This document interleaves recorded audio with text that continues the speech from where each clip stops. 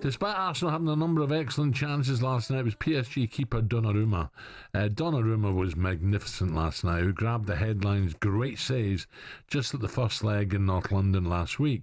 Arteta highlighted the incredible performance of Donnarumma after the game last night as the reason why Arsenal just fell short. Yeah, well, first of all, congratulate PSG for being in the final. Talking about merits, I think we deserve much more. When you analyze both games, who's been their best player, their MVP, has been the same player, the goalkeeper. And the Champions League is decided in the boxes, and he's won the game for them, because obviously today, after 20 minutes, and what happened in London as well, the result should have been very different. So I can take a lot of positives, and I'm very proud of the team. You have to arrive in the competition at this stage with your full squad, full available, in best condition. We haven't got that. So let's put that aside. Still, the team that I've seen today against probably one of the best, or not the best team in Europe, it gives me so much pride. But at the same time, I'm so upset, so annoyed that we didn't manage to do it. And two things that are on us, probably not together. And other things that obviously the opponent at this level has the quality to deliver, like Donnarumma is on today again. I have no problem with what he's saying there. Honestly, I know he's getting a bit of stick. I have no problem with that. It's only when he says that Arsenal were the better team over two legs. Two legs, which is not true. So speaking of top-class goals, it's time to say a very good morning from our top man, goalkeeper, Arsenal, England ledge, David Seaman. David, good morning. David.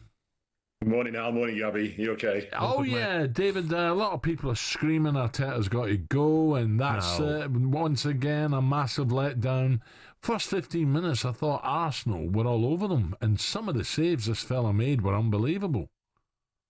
You know, James as well. Even the home game, he made some fantastic saves. He's been doing it all the way through the campaign, by the way. But when I look at it, I just think, just a little bit more clinical in front of the box.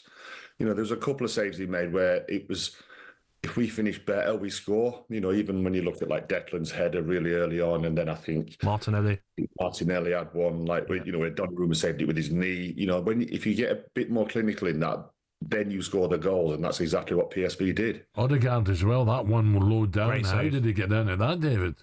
That was an incredible save, Al. You know, not only to get there, but to have such a strong wrist and hand at the end. I know it sounds weird, but at the end of his body, you know, when you're full stretch like that, you know, to have that strength to keep that out with the pace that was on it, it was an incredible save. So as well, David, the one from Saka, I think it might be second half, he cuts in and he bends it, it's going in the top corner, and I'm thinking, how are you reaching that? How? But that's the size of him, Gabby. Yeah. You know, not only is he like 6'6" or whatever he is, he's also agile. You know, and he can just shown. You know, he can get up to those top corners. You look at the game at the Emirates; he was getting low down as well. They made a save from Gabriel low down to his left, which was just as good. So, David, where do Arsenal go from here? Is it a case of clear 3 or 4 out if they can, and get some bigger names in, especially, look, I don't want to go on about it, everyone talks about centre forward, but I just feel with Martinelli left, Saka right, they can whip balls in if you've got a natural scorer in there, someone they know without even, you know when you get the ball wide, sometimes you don't have to look up, you can just whip one in there knowing there's someone there. I think Arsenal, when they're wide, David, always have to have a look up and who's in the box. It can't be Declan all the time. No, exactly. You bang on, Al. You know, it's been a thing all season. You know, where we've needed a striker, and we didn't get that over the line in the January transfer.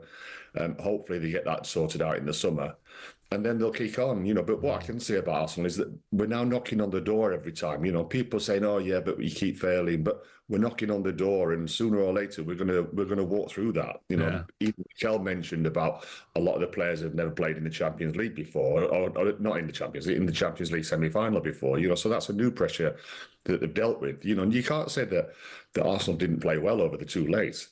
You know, they played really well. They created some great chances. It was just that they came up against a goalkeeper in unbelievable form, and then a team in front of him that can hurt you at any time. I think as well, like there's nothing, like no shame in losing to for me the best team in Europe, PSG. Look what they've done to Man City, Liverpool, Villa. Arsenal come up against a team who over 2 legs were better than them, but Arsenal didn't lose it shamefully, did they? They gave it a good go. They had big spells in both legs, 15, 20 minutes in both legs.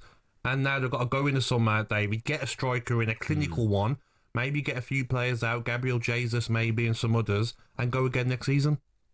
Yeah, definitely. You know, they've got to get some strike. They've got to get a striker in, Gabby. You know what it's like. Yes. You know, when like what you were saying earlier on, when Saka and Gabriel, they don't need to look up. They need to know that players are in there.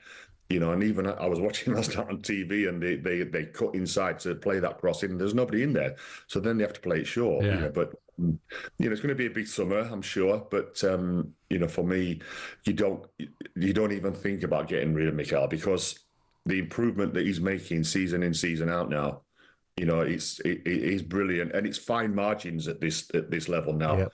We've been contending for the league for the last 2 or 3 seasons. We've now got to a Champions League semi-final. It's getting better and better, but it's slowly. Okay, there's no trophies there yet, but I'm sure that that's going to come. Maybe a bigger disappointment, David, would be Premier League. You'd have thought with City having that blip, Arsenal would be right up there, but Liverpool have ran away with it. That for me was disappointing. It's disappointing, Al, you know, but then you come up against a team that are in the form of Liverpool, and it's so frustrating. You know, you had to, first of all, we had to deal with Man City on the form that they were in. And now you're thinking at the start of this season, you're thinking finish above Man City, you win the league.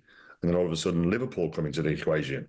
You know, but we're still there. We're still knocking on the door, Al. You know, I think what's more important is that we finish this season off well now. You know, we make sure that we finish second, because we've got a couple of tough games. I think we've got Liverpool next, we've got Newcastle, and then Southampton. Oof, yeah. So we've got to make sure that we finish second. Otherwise, he's got to be a bit ruthless, wasn't he, David, in the summer with like players that haven't done it. You know, Zinchenko, players like that, and Gabriel Jesus. Can they try and get them offers from Saudi Arabia, maybe more than you get from European teams, to get money in the bank to help with transfers as well?